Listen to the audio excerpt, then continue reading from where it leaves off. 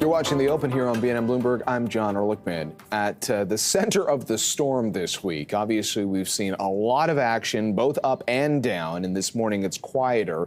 There's still a big conversation around interest rates. Here in Canada, we have already seen our Bank of Canada start cutting interest rates. There are growing expectations in the U.S. that the Fed will follow suit at some point soon. Our next guest is looking closely at the kinds of stocks that can benefit when there is a rate-cutting cycle underway. Alec Young is Chief Investment Strategist at MapSignals and one of our regular guests. Alec, great to have you with us.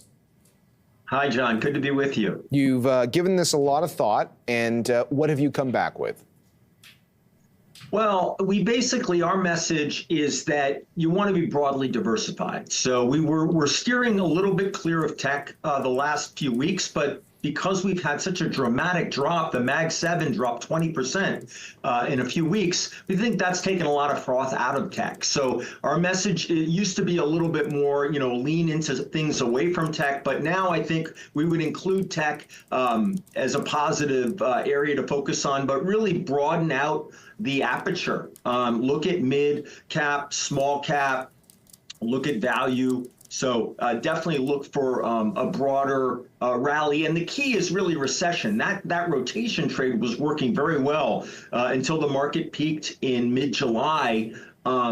And recession fears started building on some economic weakness, the unwinding of the yen carry trade. But I think we're seeing that while we definitely have a slowdown in the U.S. economy, it's too early to say that we're headed for a hard landing. And that's why we've seen markets stabilize. We're also seeing the effects of the yen carry trade kind of dissipating. The yen is weakening again. That's an important source of liquidity for U.S. stock market, the yen carry. A lot of people shorting yen to fund equity purchases in the U.S. So a weak yen definitely helps the U.S. stock market. And after about a 10% rally, the yen is weakening again on some dovish BOJ signals. So we think the stage is set for a lot of what was working to start working again.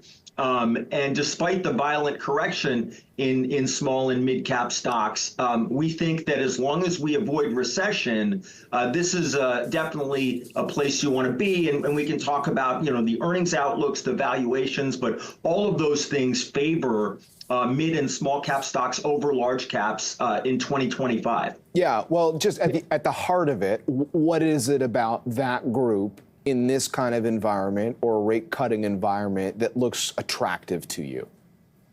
Well, they're definitely more leveraged to lower interest rates. So as the Fed's cutting rates, we've seen long rates come down. The expense coverage, the interest expense coverage of small companies, their EBITDA, their earnings can only cover their interest expense 2 times. For the large caps, it's 8 times. So there's a lot of leverage to falling rates in smaller companies, mid caps, small caps. And remember, that's anything sort of under $50 billion. So is mid and small cap in the U.S. So these are big companies, but they're just not mega caps. But they're definitely more leveraged to falling interest rates.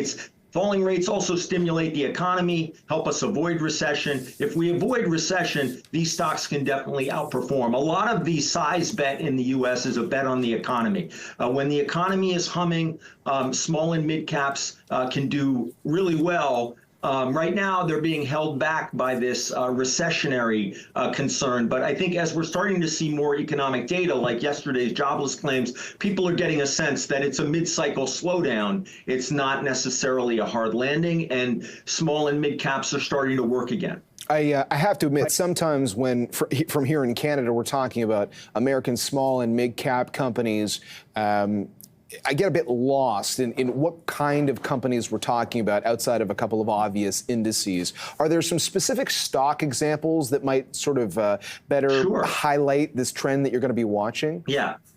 There are definitely a lot of different ways to play it. So at the index level, the IJR tracks the S&P Small Cap 600. So those are profitable small caps. We prefer that to the Russell 2000. And the IJH tracks the S&P Mid Cap 400. So IJR and IJH are great for index investors, for investors that want individual names. At MapSignals, we track institutional money flows. We're looking for companies that the big boys are buying in large size. And there we have Mueller Industries and Allison Technologies. These are both industrial names, $7 billion companies, so they're not tiny, but they do qualify as small cap in the U.S. But both of these stocks acting very well, near their highs, outperforming the broader industries. So if we avoid recession, as we think we will, a lot of these cyclically leveraged small and mid cap stocks like Mueller, Allison Technologies should continue to outperform.